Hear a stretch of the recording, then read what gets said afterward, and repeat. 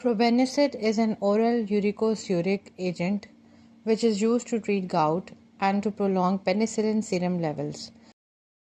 Talking about the mechanism of action of probenecid, this medication works by inhibiting uric acid reabsorption at the proximal convoluted tubule in the kidneys, which promotes uric acid excretion.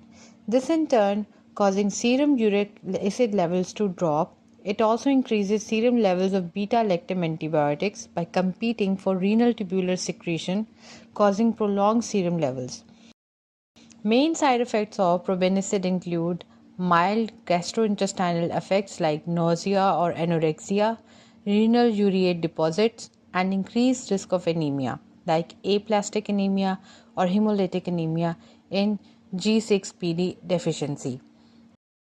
Probenecid should be avoided if the creatinine clearance is less than 50 ml per minute.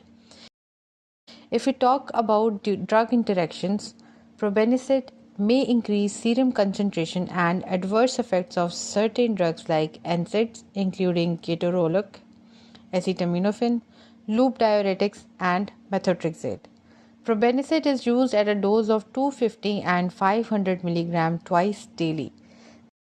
This drug is contraindicated in patients using aspirin, uric acid kidney stones, and in children less than 2 years of age.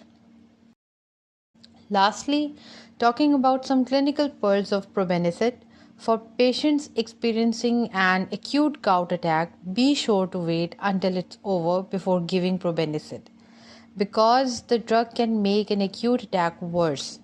Teach patient to drink 6 to 8 glasses of water with probenecid to help prevent urate deposits. Lastly, probenecid is not recommended in patients with renal impairment. So that was all about clinical pharmacology of probenecid. Hope you like this video. For more pharmacology pearls, keep sharing and keep supporting us. Thank you.